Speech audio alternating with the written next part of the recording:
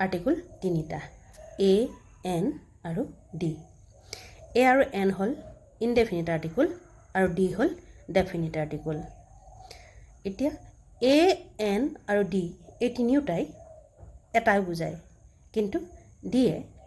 কোনো এটা বস্তু নিৰ্দিষ্ট কৰি দেখুৱায় সেইকাৰণে ডি হ'ল ডেফিনিট আৰ্টিকল আৰু এন হ'ল ইনডেফিনিট আৰ্টিকল এতিয়া এ আৰু এনৰ ব্যৱহাৰনো ক'ত ক'ত কৰা হয় শব্দৰ প্ৰথম আখৰটো কনচনেণ্ট হ'লে সেই শব্দৰ আগত এ বহে যেনে a man a pen a cow a dog etcetera ইয়াত মেনৰ এম আখৰটো কনচনেণ্ট পেনৰ পি আখৰটো কনচনেণ্ট কাউৰ চিটো ডগৰ ডিটো এইবিলাক হ'ল কনচনেণ্ট গতিকে ইয়াৰ আগত কি হৈছে এ ব্যৱহাৰ হৈছে দ্বিতীয়তে শব্দৰ প্ৰথম আখৰটো ভাৱেল হ'লে তাৰ আগত এন বহে যেনে an ox an inkpot an umbrella an elephant etcetera অক্সৰ অ'টো ভাৱেল ইংপটৰ আইটো আমব্ৰেলাৰ ইউটো এলিফেণ্টৰ ইটো এইকেইটা হৈছে ভাৱেল গতিকে প্ৰথম আখৰটো যেতিয়া ভাৱেল হ'ব তেতিয়া তাৰ আগত সাধাৰণতে কি বহিব এন বহিব আৰম্ভণিতে ভাৱেল থকা শব্দৰ আগত এন বহে কিন্তু তেনে শব্দৰ উচ্চাৰণ যদি ইউ দৰে হয় তেতিয়া ভাৱেল থকা শব্দৰ আগত কি বহে এহে বহে ভাৱেল হ'লেও তাৰ উচ্চাৰণটো যদি কি হয় ইউ দৰে হয় তেতিয়াহ'লে তাৰ আগত সদায় কি বহিব এহে বহিব উদাহৰণস্বৰূপে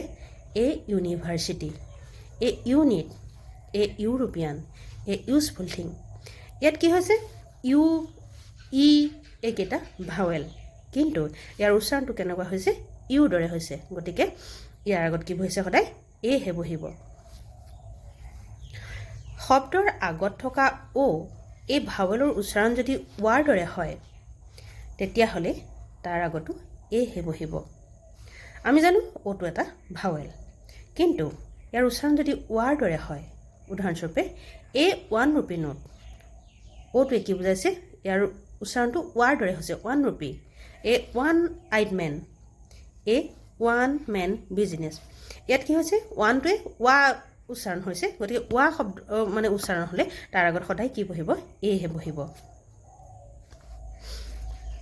শব্দৰ আদিতে থকা এইচ আখৰটোৰ উচ্চাৰণ যদি ভাৱেল সদৃশ হয় তেন্তে তাৰ আগত এৰ পৰিৱৰ্তে এন বহে আমি জানো এইচ এটা কনচনেণ্ট কিন্তু ইয়াৰ উচ্চাৰণটো যদি ভাৱেলৰ নিচিনা হয় উদাহৰণস্বৰূপে আমি ল'ব পাৰোঁ এন অনেষ্ট পাৰ্চন অনেষ্ট বুলি কোৱাৰ লগে লগে আমি উচ্চাৰণটো কেনেকুৱা হৈছে অনেষ্ট নিচিনা হৈছে সেইকাৰণে এইচ থাকিলেও ইয়াৰ আগত কি বহিব an honest an honourable an honorarium an hour গতিকে এইচ হ'লেও কনচনেণ্ট হ'লেও ইয়াৰ আগত কি হৈছে চাউণ্ডটো ভাৱেলৰ নিচিনা হোৱাৰ কাৰণে ইয়াৰ আগত সদায় এন বহিব আৰম্ভণিতে ভাৱেল চাউণ্ড থকা কনচনেণ্টৰ আগতো বিশেষকৈ এব্ৰিভিয়েশ্যনৰ ক্ষেত্ৰত এন বহে ভাৱেল চাউণ্ড থকা কনচনেণ্টৰ আগত বিশেষকৈ এব্ৰিভিয়েশ্যনৰ আগত যেনে এন এম এ লে N F R C S N M R C P N L P school এনেকুৱা এইবিলাক কি হৈছে এব্ৰিভিয়েশ্যনৰ চাউণ্ডটো কেনেকুৱা ভাৱেলৰ নিচিনা এম এ গতিকে ইয়াৰ আগত সদায় কি বহিব এন বহিব definite article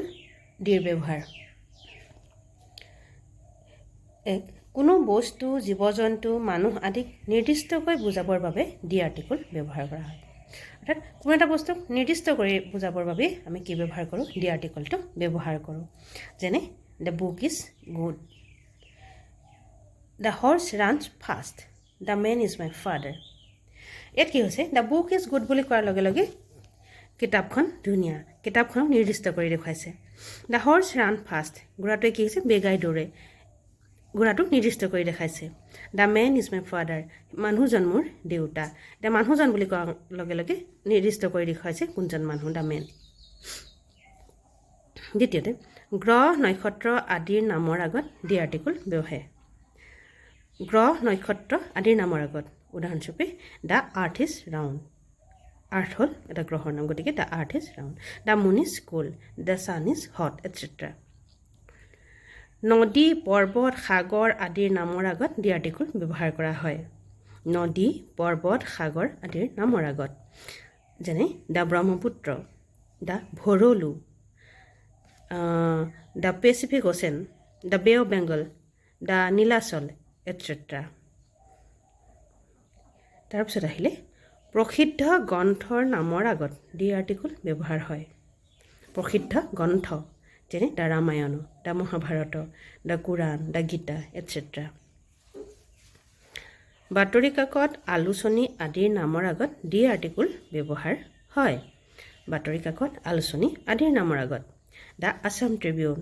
the sentinel the north east time etcetera জাতি বা শ্ৰেণীবাচক বিশেষ্য পদৰ আগত দি আৰ্টিকল ব্যৱহাৰ হয় এটা জাতি বা এটা শ্ৰেণী বুজাব লাগিব দ্য কাউ বুলি কওঁতে গৰু জাতিটো বুজাইছে দ্য ডগ কুকুৰৰ জাতিটো বুজাইছে the tiger the lion the monkey এইটোৱে কি বুজাইছে গোটেই জাতিটোক বা শ্ৰেণীটোক বুজাইছে কোনো নিৰ্দিষ্ট প্ৰসিদ্ধ দিন বা তাৰিখৰ আগত দি আৰ্টিকল ব্যৱহাৰ হয় যেনে দি 1st of January the 15th of August the 26th of January এইবিলাক নিৰ্দিষ্ট প্ৰসিদ্ধ দিন বা তাৰিখ ইয়াৰ আগত কি ব্যৱহাৰ হৈছে দি আৰ্টিকল ব্যৱহাৰ হৈছে প্ৰসিদ্ধ বা ডাঙৰ জাহাজৰ নামৰ আগত দি আৰ্টিকল ব্যৱহাৰ হয় কি হ'ব লাগিব প্ৰসিদ্ধ বা ডাঙৰ জাহাজ হ'ব লাগিব সৰুখিনি নহয় যেনে দ্য কুইন এলিজাবেথ তাৰপিছত আহিলে ছুপাৰলেটিভ ডিগ্ৰীৰ আগত দি আৰ্টিকল ব্যৱহাৰ হয় Atul is the টলেষ্ট boy in the class Atul কি হ'ল শ্ৰেণীটোৰ ভিতৰত আটাইতকৈ ওখ ল'ৰা গতিকে ছুপাৰলেটিভ ডিগ্ৰী টলেষ্ট গতিকে তাৰ আগত সদায় কি হ'ব দি ব্যৱহাৰ হ'ব he is the best player in our team সি কি হৈছে he is the best player আটাইতকৈ ভাল খেলুৱৈ ইন আৱাৰ টীম আমাৰ টীমটোৰ গতিকে বেষ্ট গতিকে তাৰ আগত কি হৈছে দি আৰ্টিকল ব্যৱহাৰ হৈছে সংক্ষিপ্ত নামৰ আগত দি আৰ্টিকল ব্যৱহাৰ হয় যেনে the USA the UK the UNO এইবিলাকৰ আগত কি হৈছে দি আৰ্টিকল ব্যৱহাৰ হৈছে